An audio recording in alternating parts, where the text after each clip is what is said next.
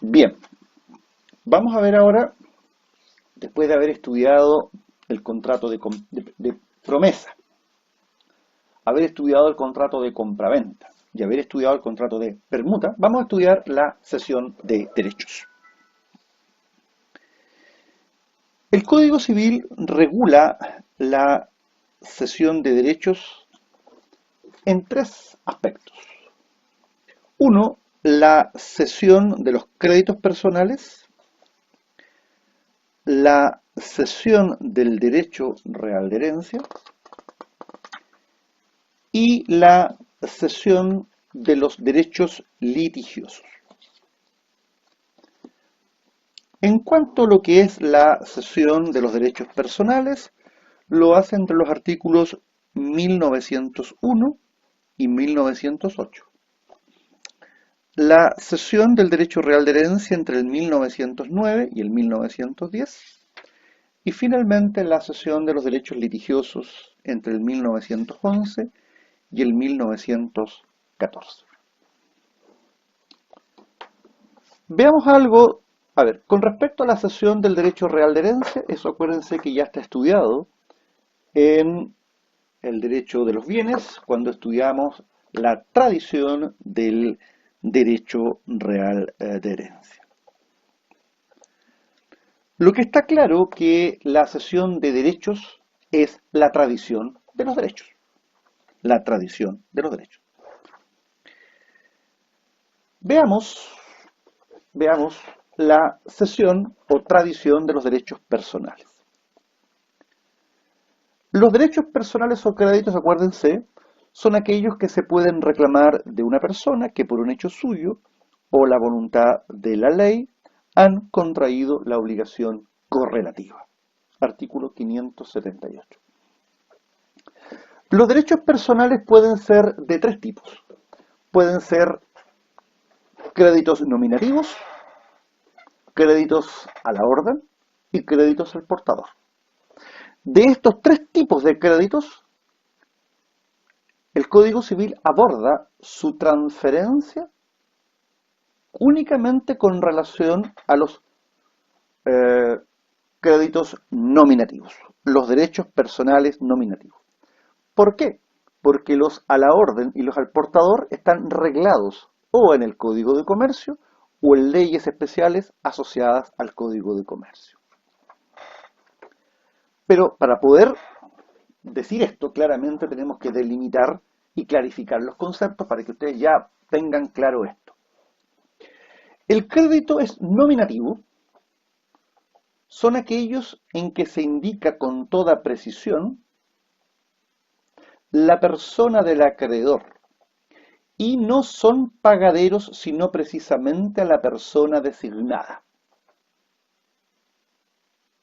Por ejemplo, ustedes pueden ver, cuando el cheque se le borran las rayitas a ambos lados, nosotros decimos cheque nominativo, porque solo el beneficiario del cheque es quien puede cobrarlo. Respecto de estos créditos nominativos, es que la ley, repito, es que la ley regula su transferencia. Los créditos a la orden son aquellos en que el nombre de la persona del titular se antepone la expresión a la orden. ¿Y estos cómo van a circular? Estos van a circular a través del endoso. O sea, los créditos a la orden, su transferencia circula a través de la figura del endoso. ¿Y qué es el endoso? Es un escrito puesto al dorso de la letra de cambio y demás documentos a la orden, por el cual se transfiere el dominio del documento, o más bien dicho, el crédito de que da constancia. Anoten por ahí, artículo 164 del Código de Comercio y artículo 17 y siguientes de la Ley 18.092. Y finalmente, los créditos al portador son aquellos en que no se designa la persona del acreedor o bien llevan la expresión al portador. Y estos se van cediendo simplemente por medio de la llamada tradición manual, la entrega. Artículo 164 del Código de Comercio. Por lo tanto, En nuestro Código Civil se refiere únicamente a la tradición o transferencia de los créditos personales nominativos. ¿Qué es en esencia la cesión? La cesión no es un contrato, sino que la cesión es la forma de efectuar la tradición de los créditos personales o derechos personales. ¿Cómo se formaliza la transferencia de un derecho personal? Aquí yo les quiero hacer presente que la reglamentación general está en el Código Civil, pero además tenemos reglamentación especial en la normativa que regula el mérito ejecutivo de la factura y que regula además la transferencia del crédito contenido en una factura. Entonces, el estatuto de transferencia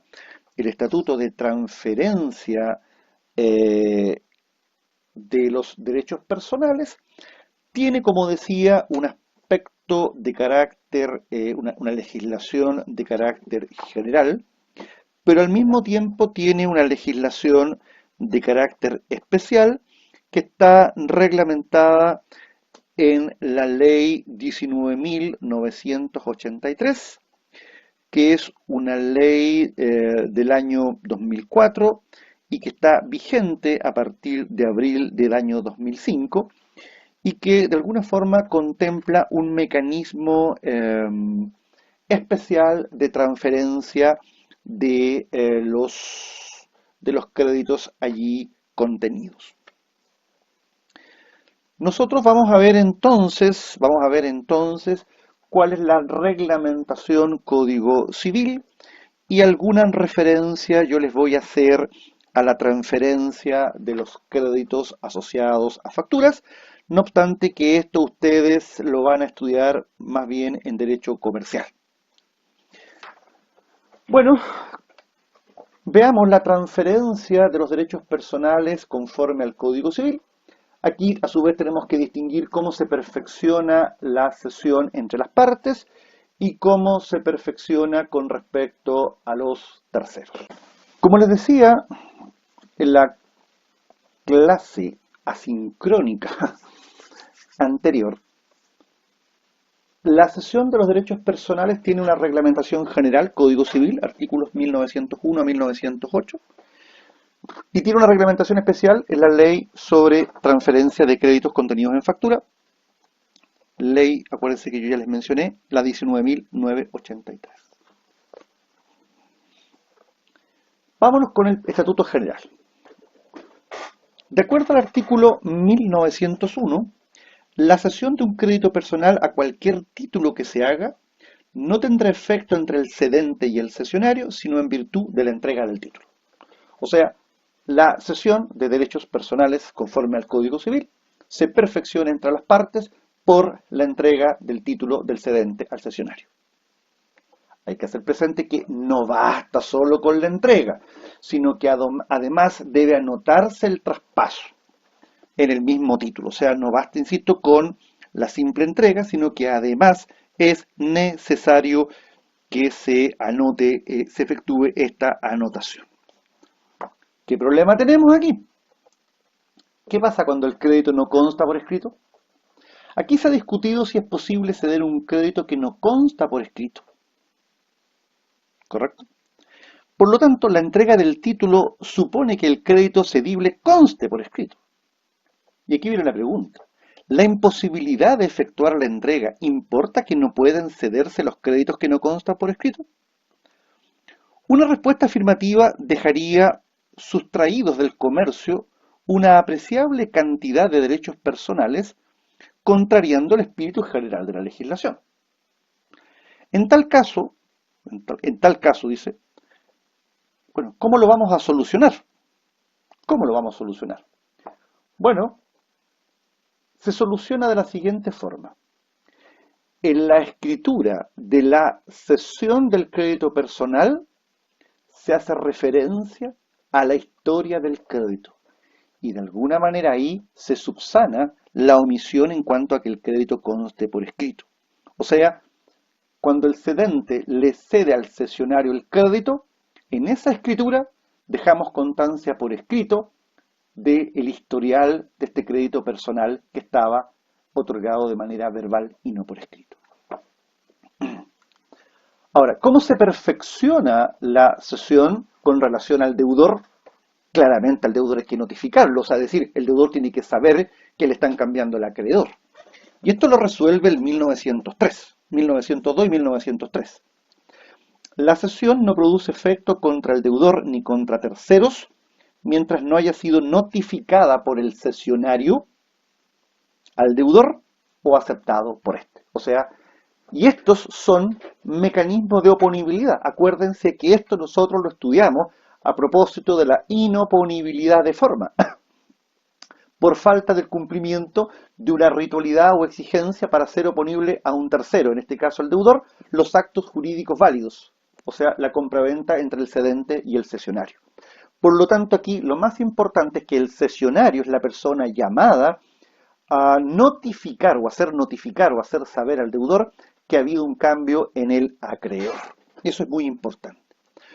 Ahora, esta notificación debe hacérsele al deudor con exhibición del título, que llevará anotado el traspaso del derecho con la designación del cesionario y bajo la firma del cedente.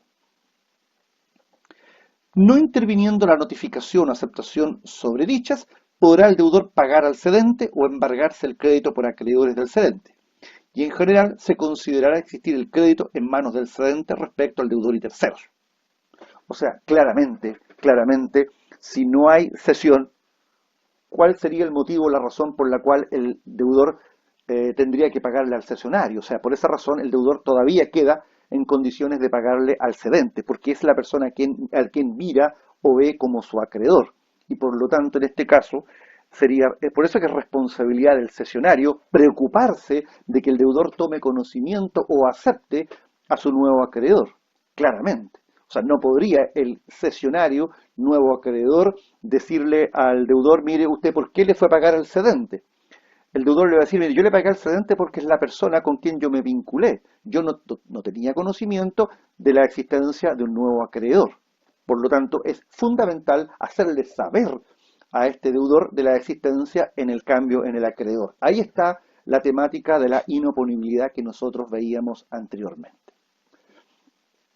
Ahora, esta notificación al deudor, digamos, exige el cumplimiento de algunas condiciones. Primero, esta es una notificación judicial y personal. O sea, aquí tenemos que recurrir nuevamente al tribunal con patrocinio de abogado, solicitando que se notifique la transferencia del crédito personal al deudor. Segundo, la iniciativa, claramente ya lo dijimos, la tiene el cesionario. Y deben cumplirse con todos los requisitos de la notificación personal, pero además, ¿cierto? Le debe ser exhibido el título y este título debe llevar anotado, como lo dijimos, el traspaso del derecho con la designación del cesionario. La aceptación por parte del deudor puede ser expresa o puede ser tácita. El 1904 nos dice, la aceptación consistirá en un hecho que la suponga, como la litis contestación con el cesionario, un principio de pago al cesionario, etc. Ahora bien, ¿qué efectos produce la cesión? Bueno, coloca al cesionario en las mismas condiciones o calidades del cedente. Y por eso que el 1906 nos dice, la cesión de un crédito comprende sus fianzas, privilegios e hipotecas, pero no traspasa las excepciones personales del cedente.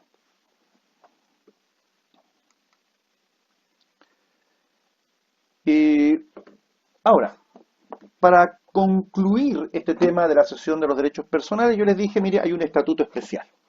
Ese estatuto especial está en la ley también especial, y por esa razón es que ustedes ya tienen que saber que esta legislación permite, o se estableció más bien dicho, que la factura tenga una copia cedible. ¿Qué es lo que se dijo a este respecto? El notable desarrollo del comercio ha impulsado a los empresarios a idear formas de transferencia de créditos para obtener la liquidez de los mismos.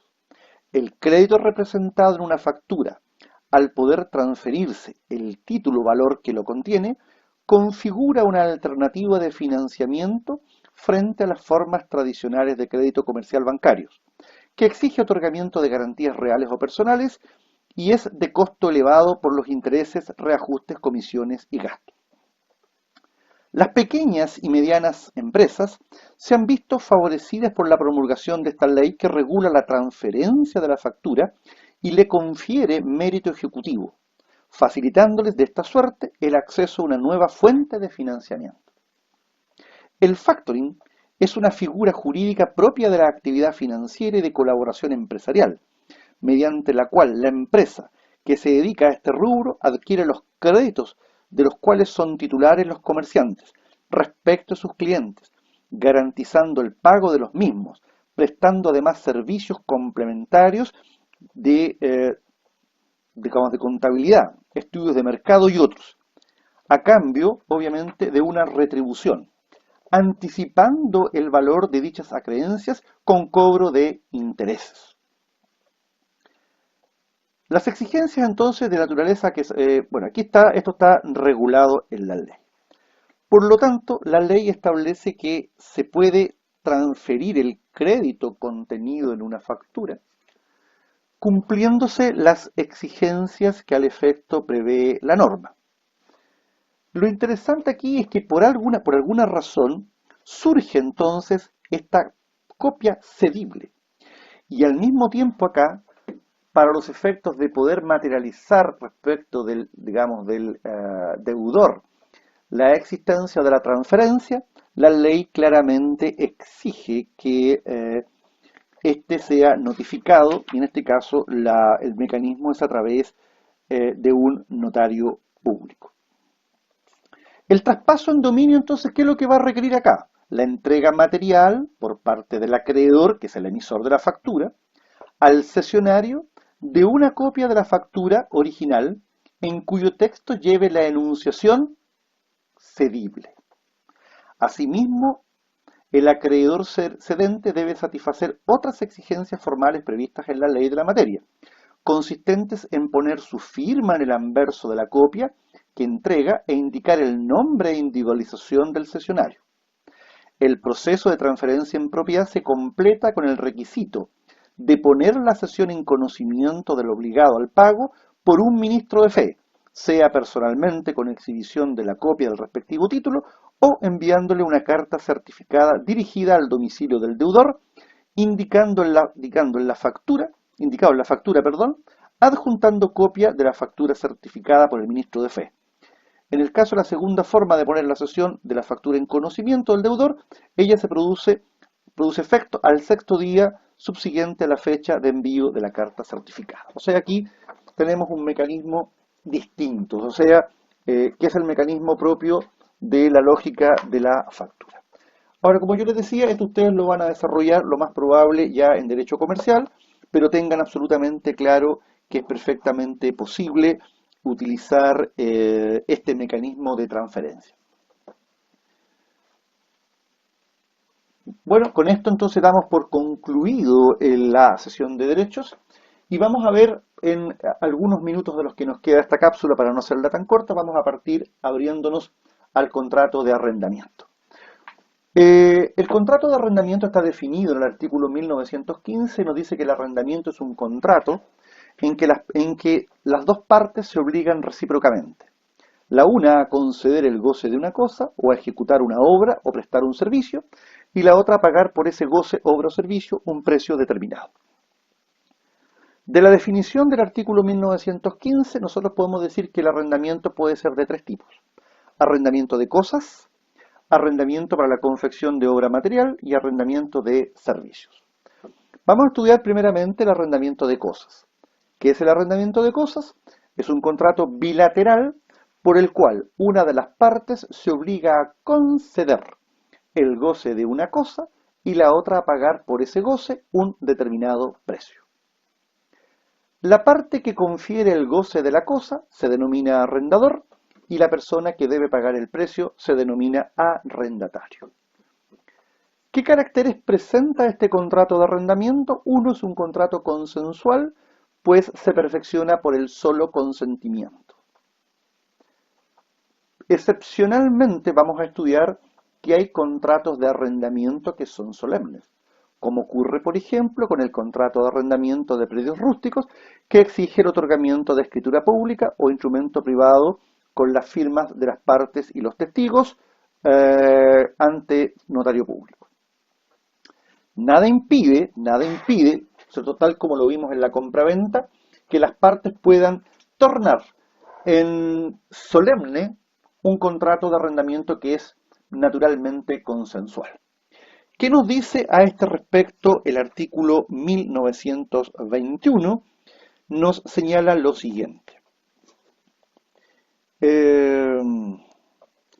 Si se pactare que el arrendamiento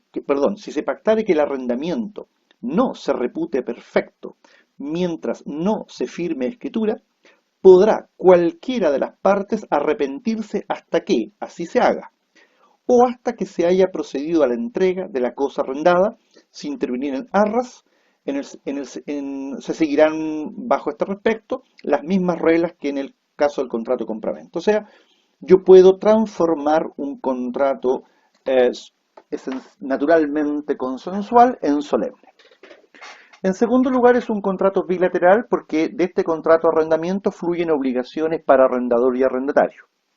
3. Es un contrato oneroso en cuanto tiene por objeto la utilidad de ambos contratantes, gravándose cada uno a beneficio del otro.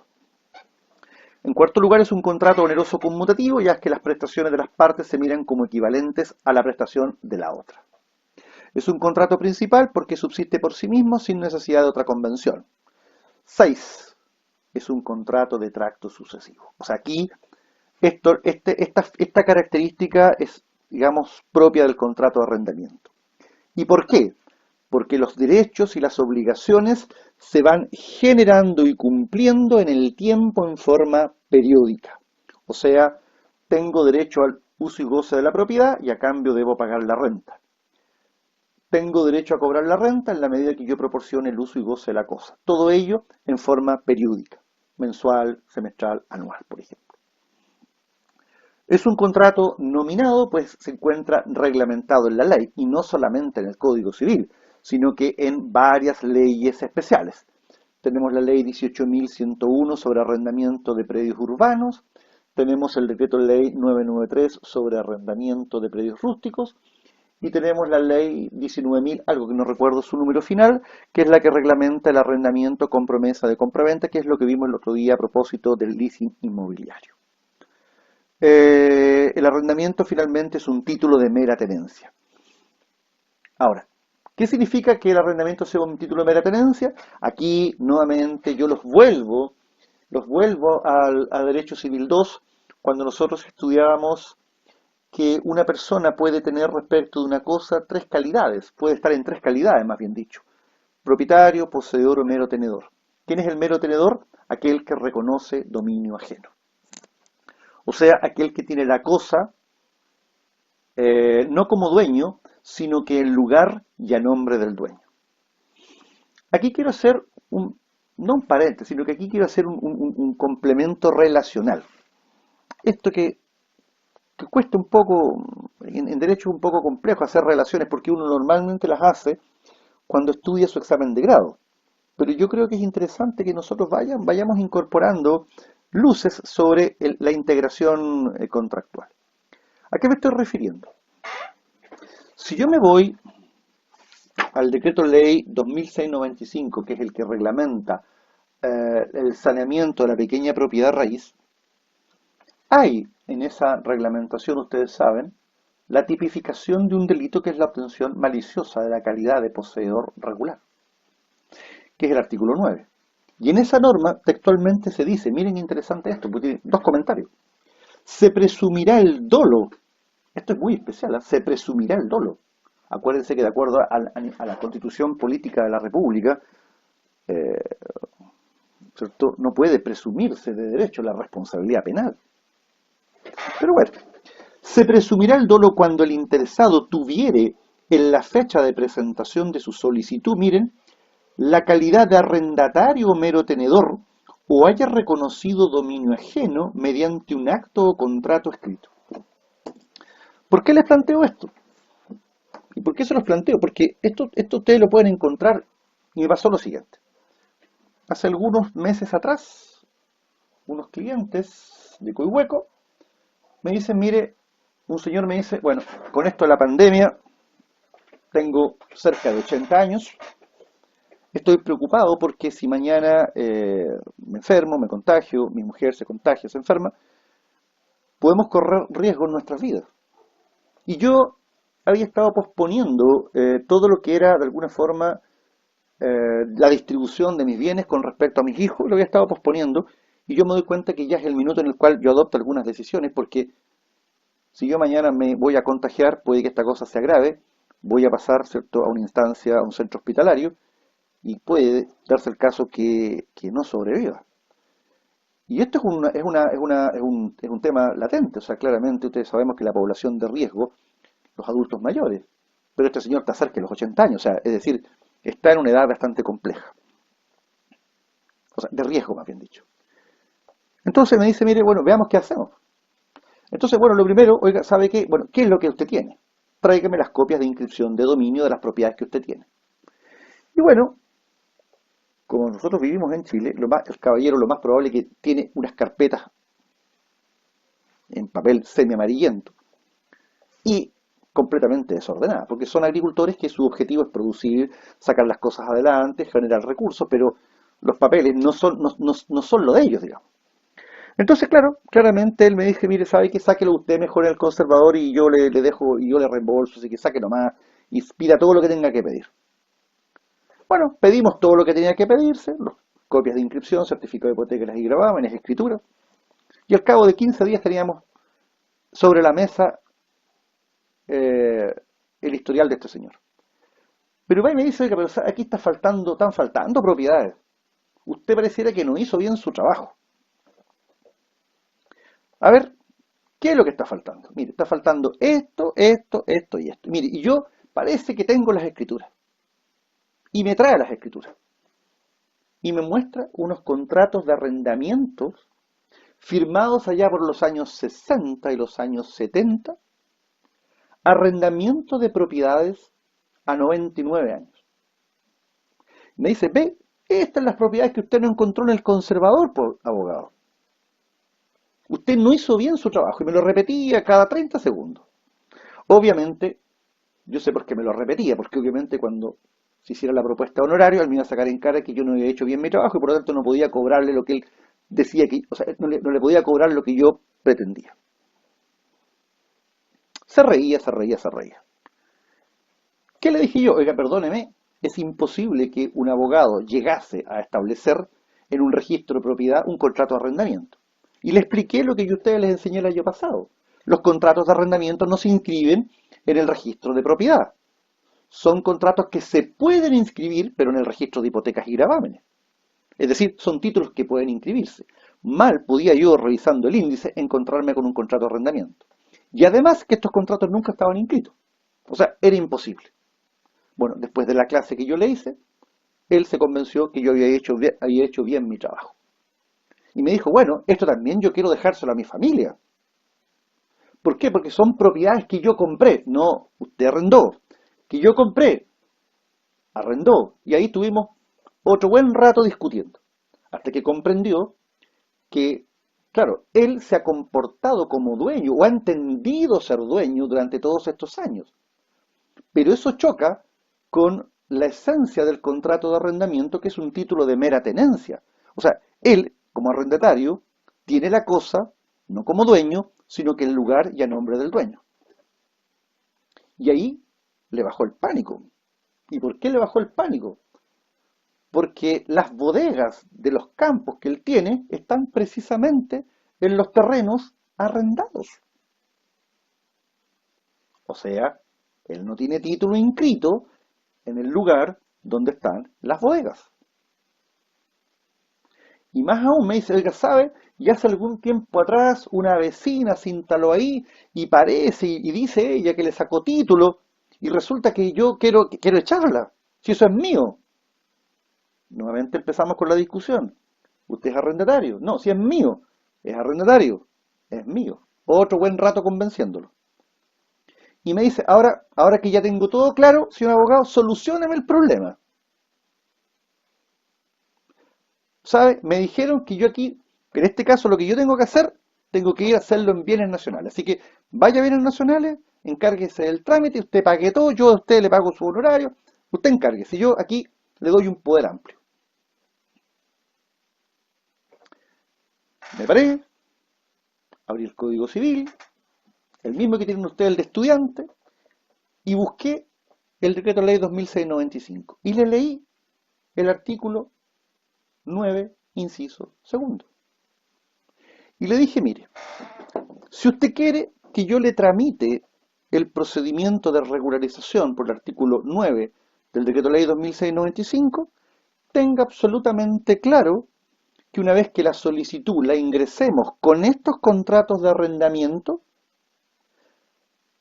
la secretaria regional ministerial de Bienes Nacionales, la abogada Carolina Navarrete, que hizo su práctica hace poco acá en la Corporación de Asistencia Judicial, me va a llamar y me va a decir que ella tiene la obligación legal, como funcionaria pública, de denunciar estos hechos al Ministerio Público por el delito de obtención maliciosa a la calidad de poseedor regular.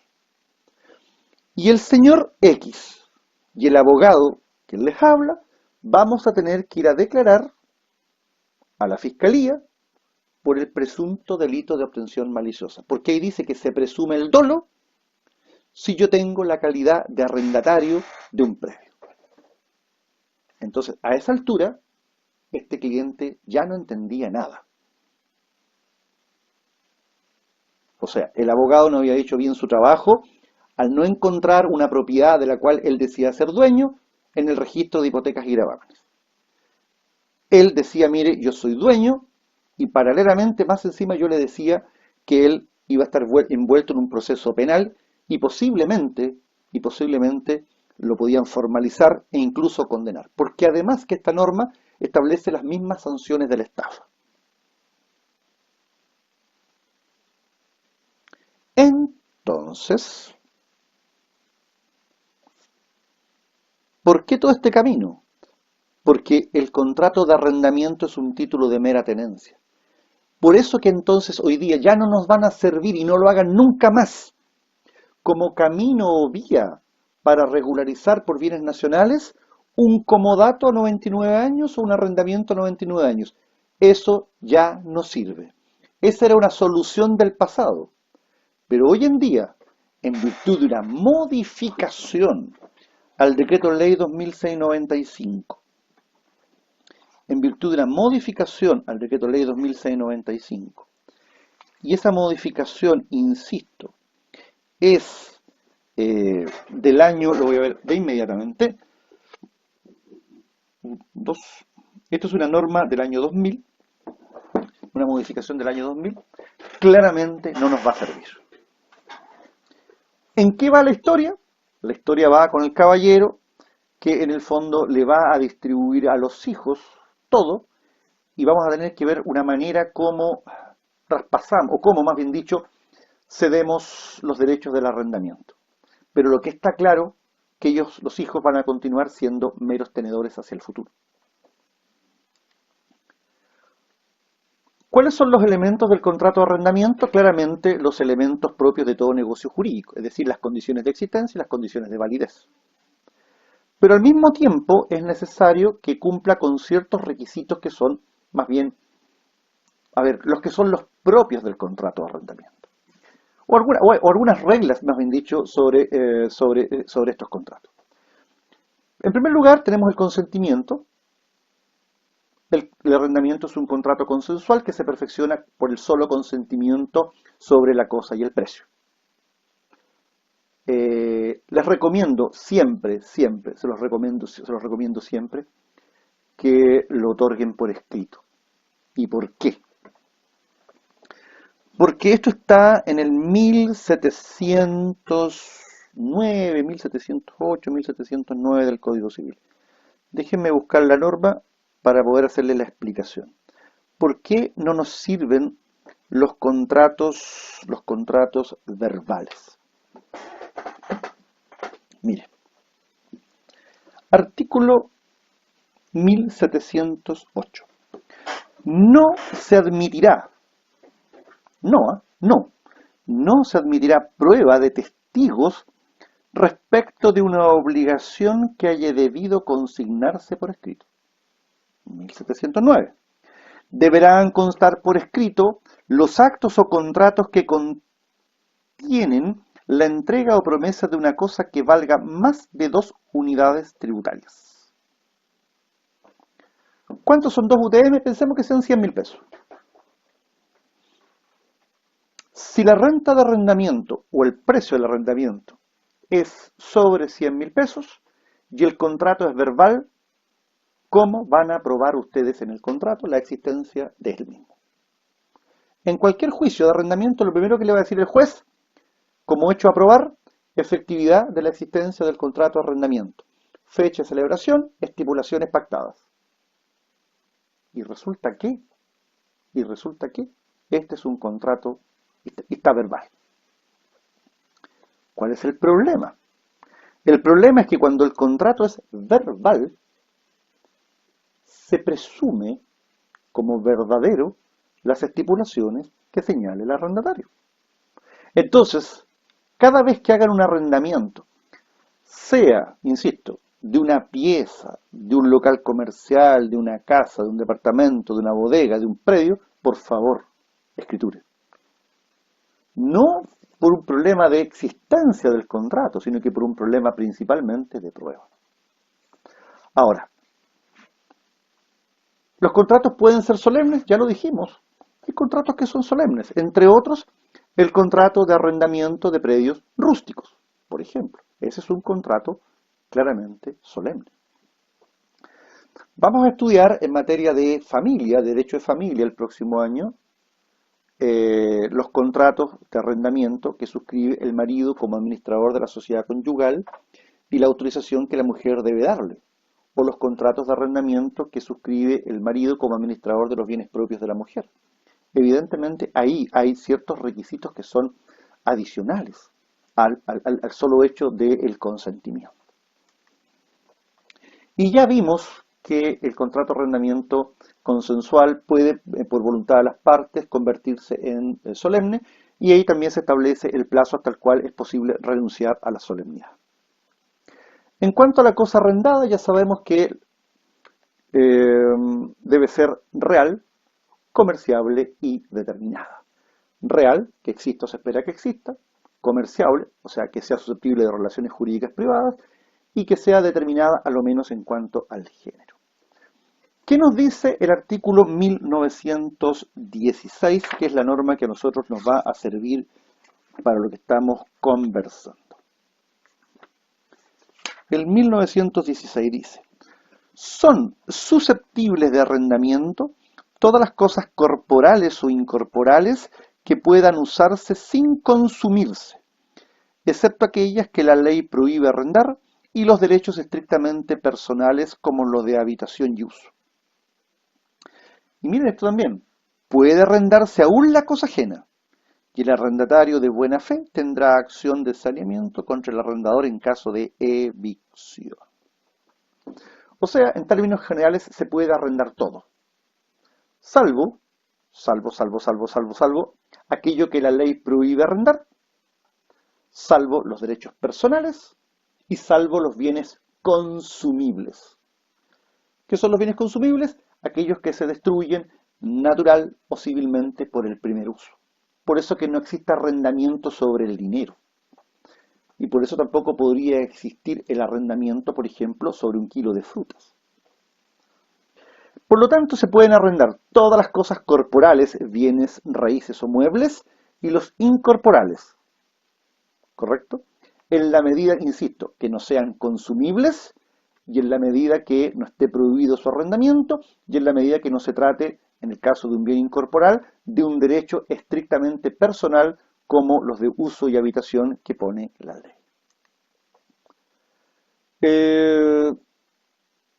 Perfecto. En cuanto al precio, el código, en el artículo 1917, nos dice lo siguiente. Primero que todo, el arrendamiento no tiene renta, el arrendamiento tiene precio. Vamos a ver cuándo ese precio se denomina renta. Porque aquí hay también, saquemos al tiro un mito. En el colectivo, o sea, todos sabemos que en la compraventa hay precio. Y todos entendemos que en el arrendamiento hay renta. No es así. En el arrendamiento también hay precio. Pero ese precio se denomina renta en la medida que se cumpla la condición que les voy a señalar. ¿Qué dice la ley? El precio puede consistir ya en dinero, ya en frutos naturales de la cosa arrendada. Y en este segundo caso puede fijarse una cantidad determinada o una cuota de los frutos de cada cosecha. El precio podrá determinarse de los mismos modos que en el contrato de venta, es decir, por las partes o por un tercero. Entonces, el precio es lo que el arrendatario debe pagar por el goce de la cosa y puede consistir en dinero o bien en frutos naturales producidos por la misma cosa. Por ejemplo, cuando se dice, mire, vamos a arrendar un predio rústico y se va a pagar con 10 quintales de trigo por hectárea. Ahora, ¿cuándo el precio se denomina renta? Cuando ese precio se paga de modo periódico. Si yo celebro un contrato de arrendamiento de una propiedad con el pago anual en una sola cuota, ese arrendamiento tiene precio. Pero si yo voy a pagar mensualmente ese precio pasa a denominarse renta. O sea, la renta es el precio del arrendamiento cuando se paga de modo periódico. Y vamos a concluir, para la satisfacción de ustedes, este tema dejando simplemente planteada que el contrato de arrendamiento genera obligaciones para arrendador y arrendatario y que las obligaciones del arrendador son las siguientes. 1. Entregar al arrendatario la cosa arrendada. 2. Mantenerla en el estado de servir para el fin a que ha sido arrendada. Y 3. Librar al arrendatario de toda turbación o embarazo en el goce de la cosa. Es lo que nosotros conocemos como la evicción, o saneamiento, más bien dicho, de la evicción. ¿Qué obligaciones asumen los arrendatarios? Primero, pagar el precio del contrato. Usar la cosa en los términos o espíritu del contrato. Cuidar la cosa arrendada. Efectuar las reparaciones y finalmente restituir la cosa. Bueno, con esto entonces, y llegando a la lámina 311, damos por concluida las sesiones del día de hoy, domingo 6 de septiembre. Y ya la próxima vez que nos encontremos vamos a estudiar las obligaciones que del contrato de arrendamiento surgen para arrendador, las obligaciones que surgen para el arrendatario y la extinción del contrato de arrendamiento, así como el estudio del contrato de arrendamiento en las leyes especiales. Para después continuar nuestro tránsito, digamos, analizando, entre otros, los contratos de mandato, comodato, prenda, fianza, hipoteca. Para una vez concluido el estudio de los contratos, abordar el segundo capítulo de este curso, que es la responsabilidad civil extracontractual. Que les vaya muy bien, seguimos en contacto en esta modalidad de clases sincrónicas, y no recuerdo, las otras son asincrónicas. Muchas gracias, como siempre, se cuidan y tengan un buenos días y buenas tardes ya. Que les vaya muy bien, gracias.